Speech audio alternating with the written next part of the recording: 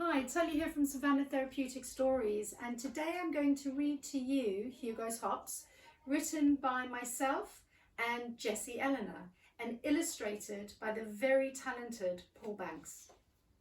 Hugo the Hippo lived on the savannah with his mum, dad, and older sister Habiba.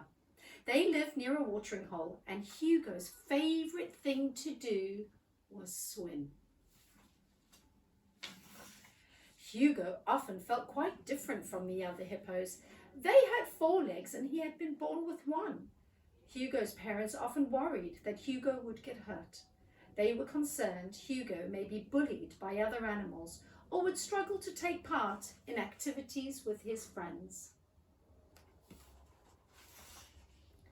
As Hugo grew older, he got very big, and with 1 leg it was harder for him to move around on land. With determination, his leg became stronger and stronger, like the trunk of a tree.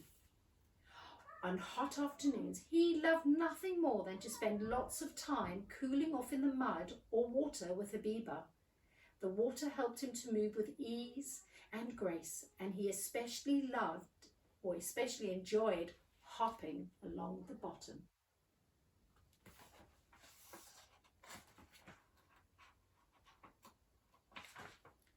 Hugo and Habiba were friends with Hetty the Hedgehog, Silo the Lion Cub, Peter the Panther, and Jerry the Giraffe. They all loved seeing each other at school and meeting for play dates by the watering hole. Growing up together, Hugo's friends had often been curious about his disability, but had felt nervous about whether they could ask him questions. Sometimes they overheard other animals bullying him, which made them feel sad and unsure what to do. From speaking to Hugo, they knew he wanted others to see beyond his disability. He just wanted to be treated the same as everyone else. One day, Mrs. Springbok announced at school there would be a big sports day on the savannah. All the animals would be invited to take part in different races. Hugo's dad was a teacher at the school, and in the evening, Hugo overheard him speaking to his mum about the competition. "I don't think Hugo should take part," his mother said in an anxious voice. Hugo's dad nodded in agreement. "I think there may be lots of events he might struggle to join in with." Hugo crept away quietly, so his parents did not know he'd heard them. He felt sad and angry. He did not like feeling different and hated missing out on things his friends were doing. He was upset and worried his parents would stop him joining in at the sports day. Hugo spoke to his friends and sister about what he'd heard. "They are worried about me joining in, but they don't realize how much I want to," he said sadly. "Maybe you could speak to El the Wise Elephant," Hetty suggested quietly. "Yes," agreed Peter. "She always listens to us when we're worried about something." Silo softly added, "And when we're really sad, she helps us to understand just what to do." Hugo and Habiba found Elle near the watering hole. "Hi, Elle," they chorused together. "Hello, little ones," said Elle in her kind voice. Hugo told Elle what was worrying him. "Elle, I don't think my parents will let me join in with the sports day, and I really want to." Elle looked at Hugo with encouragement and said, "That does sound tricky, Hugo. Why do you think that is?" Hugo looked down sadly. Habiba said supportively, "I think they're really worried that Hugo has only 1 leg. They get anxious he might find it difficult to do some of the things that others do." Elle looked at the pair thoughtfully before she spoke. "I remember being with your parents when you were born, Hugo. They were worried about your future and whether you would be able to join in with the other animals. They thought that you might be more vulnerable." She paused and gently continued.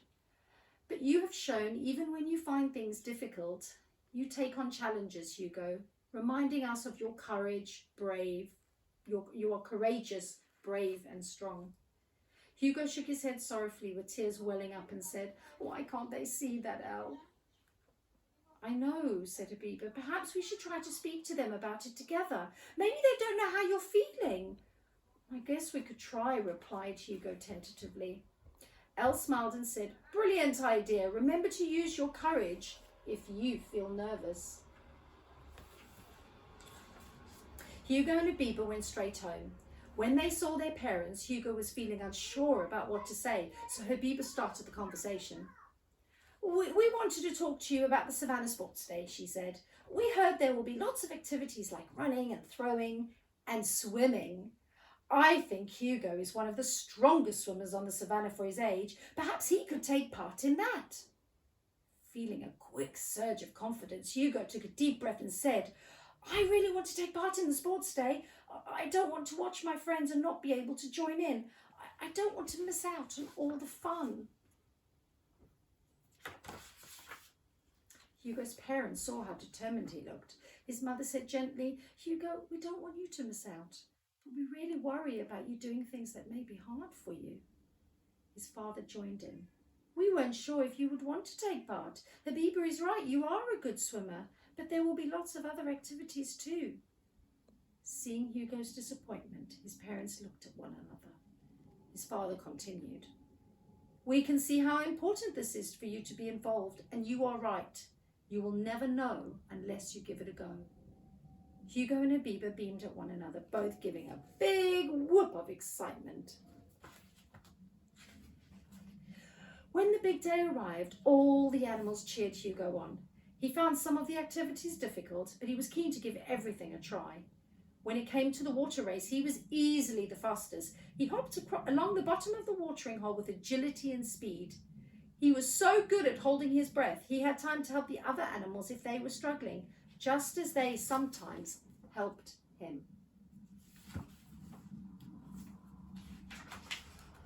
When he was awarded his medal at the end of the race, everyone cheered. At the end of the day, Hugo's parents hugged him and said, we're so proud of you. You took part in everything, even though some of it was hard for you. As they admired his medal, they said, you really are the best swimmer around.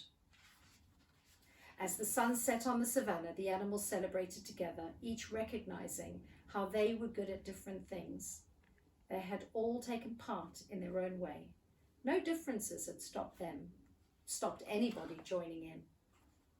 I wonder what you're good at and what you're brave at. Take care. Bye-bye.